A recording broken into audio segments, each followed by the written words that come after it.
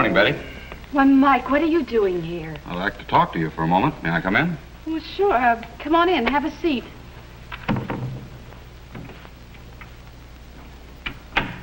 Did you see Joe this morning before he left?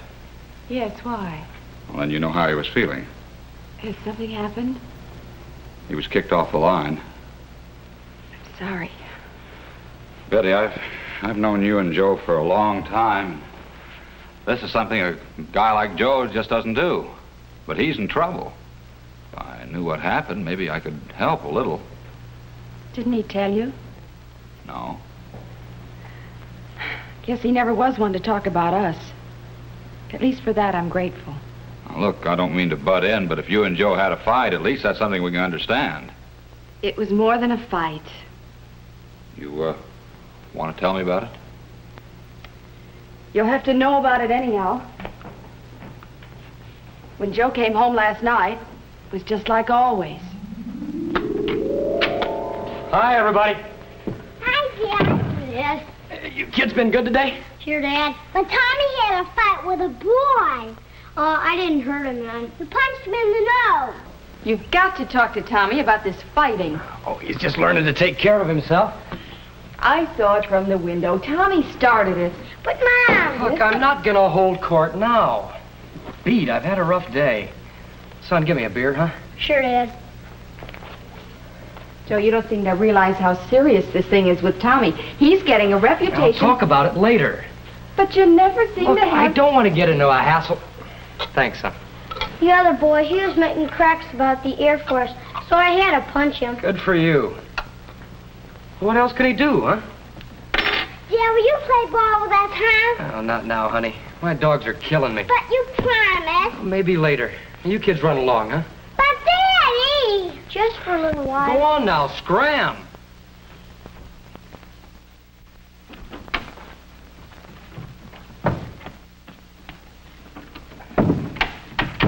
Sharon's been waiting to play with you all afternoon, Joe. I'll get around to it. Famous last words. Now, don't start that again. I've got a right to come home and relax. What am I paying rent for? Sometimes I wonder. Here we go again. If just once I could come home without feeling like I ought to apologize. I'm sorry. I know you work hard, but you're not the only one. I didn't mean to sound off, honey. You see the doc today? He says everything's coming along just fine. As soon as you figure you need help, I'll get a part-time job and we'll hire a girl. Oh, Joe, do we have to wait that long before you start helping? Well, what do you mean? Oh, so many things are piling up. I just can't handle everything anymore. Well, like what? Well, like Tommy, for instance. He's getting out of hand. Heaven knows what our neighbors think. I don't care what they think. We're not going to be here forever. But we've got to live with them now. We can't ignore them. I wish we could see a lot more of them than we do. I should think with all that jazz you're doing in PTA and your church circle, you about have your fill of them. You'll never understand, will you? Look, honey, we're Air Force. We don't stay long enough in one place to make it worthwhile putting down any roots or getting mixed up in local stuff. Let's be realistic. I am. What I see, I don't like. What do you mean by that? I mean, maybe it's time we took an honest look at us, at what's happening to us, as individuals, and as a family. Oh, for the love of... Look, honey, the doc said I should humor you while you're pregnant, but let's stick to pickles and ice cream, huh? Or how about a beer? You just won't face it, will you? I'm starved. Can't we eat? And then if you've got a yak about it... Dinner's almost ready. And I'm almost ready to cry. I love you. And I admire you for what you're trying to do, for the way you feel about the service. If only you could look at me and the kids with that same kind of loyalty and willingness to take on responsibilities. What are you talking about? I'm working like a dog to make a living. And if I spend a lot of time at it, it's because I'm trying to get someplace.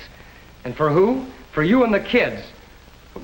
What do you mean I don't have any loyalty or a sense of responsibility to you? I'm not talking about money.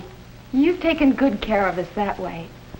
And I know it hasn't been easy sometimes. But marriage is supposed to be a sharing. Not only of love, but of all the everyday things. The kids growing up. Our friends. Church. Everything. And Joe, we don't have that sharing. Most of the time I feel alone. But I'm doing all I can. Or am I supposed to give up golf and boycott the NCO club and cancel out the studies? Of course not. But isn't there enough time for us too? Or am I just a convenience? You take, Joe, but you don't give. Not really. Well, I'm going to give you something now. I've been pampering you since you've been pregnant, but I'm going to tell you something, and you better hear it good. When I went into the Air Force, I decided to give it all I could to get somewhere. I happen to know what's going on in this lousy world, and I don't like it. One of these days, the world's going to need us guys, and I want to be as ready as I can. That's my primary mission. That's why I work and study, and why I'm proud of the fact that I'm the best crew chief at this base. So maybe I don't bring you flowers and candy and kiss your hand, but I pay the bills, and when the kids are sick, I sit up with them, and I do what I can around the bloody house. I've loved you. Been faithful to you, and I've hoped that someday we could have everything a lot better. Maybe I'm seeing it crooked. Maybe you're not the woman for me. Or maybe I'm not the guy for you. Maybe you're just not the kind of woman to be an Air Force wife. Joe, please.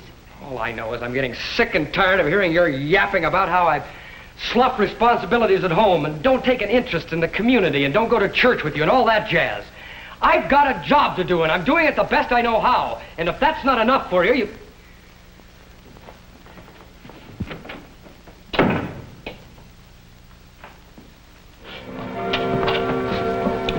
Help you, Sarge?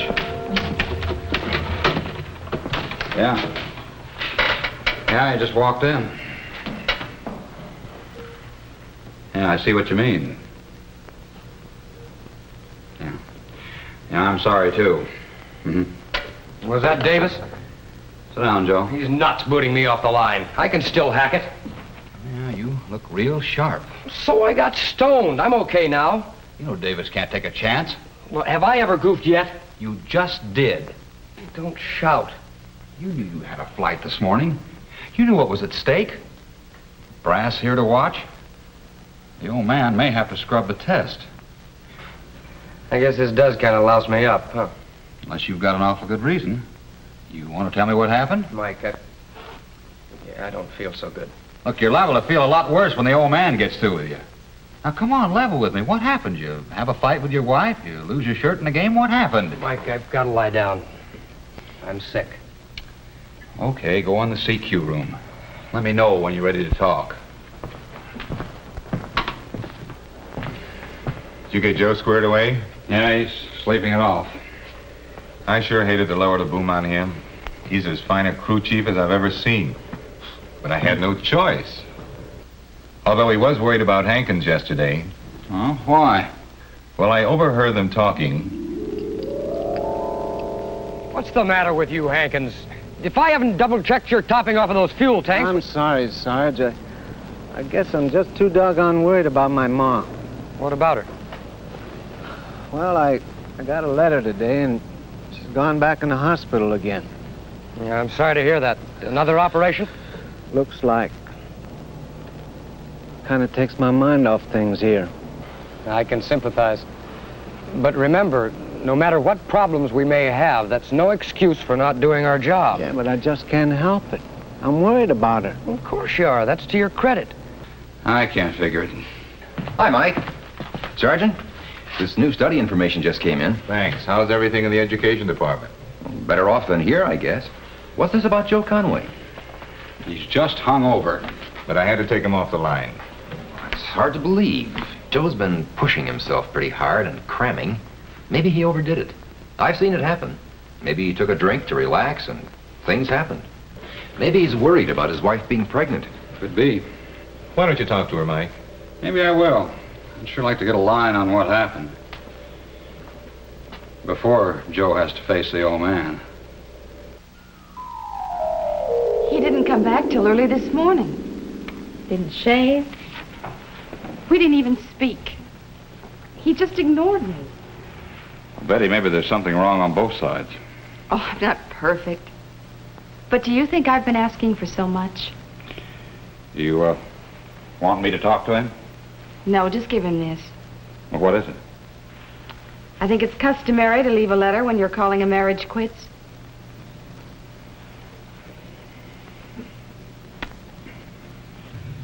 Well, that's the whole story, Joe.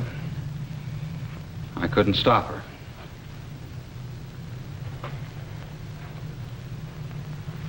I'm sorry.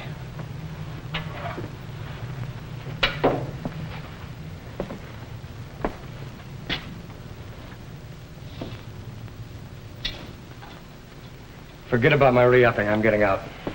It's going to solve anything? Look, even if Betty figured I was a lousy husband and father, I've loved her and the kids. You know how I felt about the service. Maybe I'm not really cut out for either. So you're going to crawl off and feel sorry for yourself, huh? Mike, I've tried, but God is my witness. I still don't know what I did that was so wrong. Sit down, Joe. Joe, in the years I've been around this man's Air Force, I've seen a lot of marriages bust up. And I've seen a lot of guys crack up, too. I almost did once myself. I think the basic reason for most crack-ups is not what a guy does wrong, but what he hasn't done right. Well, I've been a better family man than most guys, and you know my service record. Yes, but there's another record that each one of us writes from the moment we're born. The one that shows us what we really are and why sometimes we break. Go on. Your intentions have been good, but some of your values have been bad. In my 10 years of service, I've never had any complaints. Oh? Not till today. You wouldn't have had any trouble today if your values at home had been right. Don't you see, a man's performance on the job is directly related to his home life. Well, you were doing great in the Air Force until your family blew up, and you blew up on the job. It's a chain reaction. If any part of a man's life is out of whack, it affects his entire life. It's like you can't fly a plane successfully with a malfunction. There's bound to be trouble for the whole plane. Yeah, I see what you mean, I guess. Let me put it this way, Joe.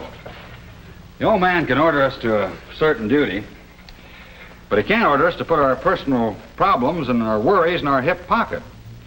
And if we can't handle our personal problems okay, then we become a liability to ourselves and to the service. Because when the pressure gets too great, wham. Well, maybe a guy shouldn't get involved with a family.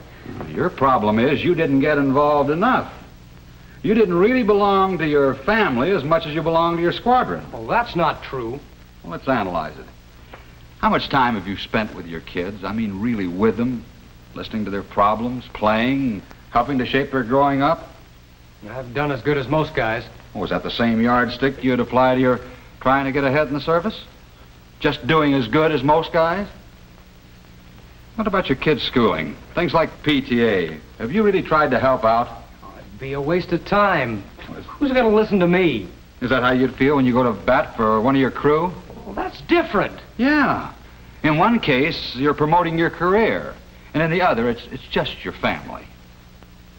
Do you ever really listen to your wife?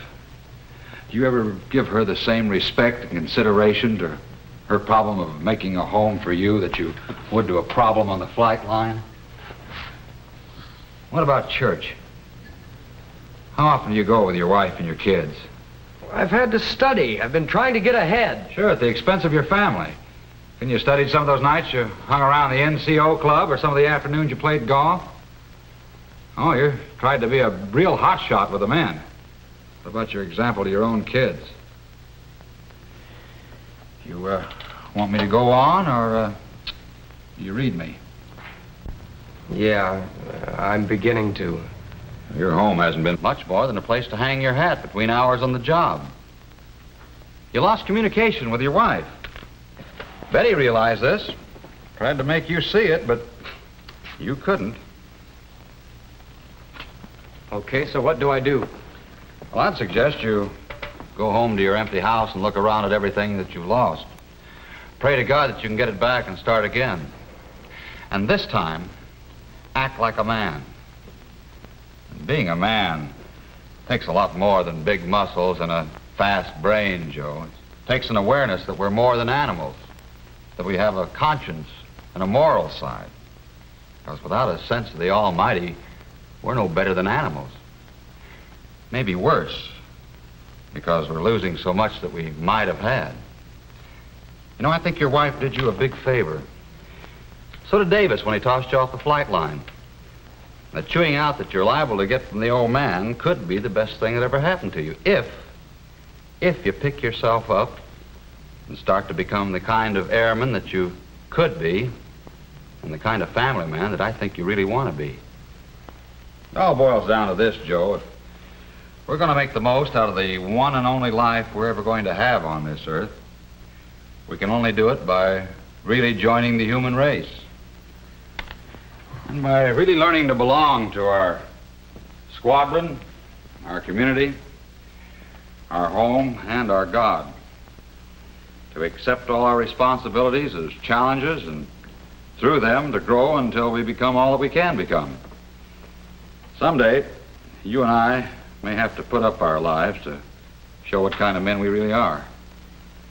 If that ever happens, I want to be ready. I want to be ready physically and mentally, morally and spiritually. I want every chance to win. How about you?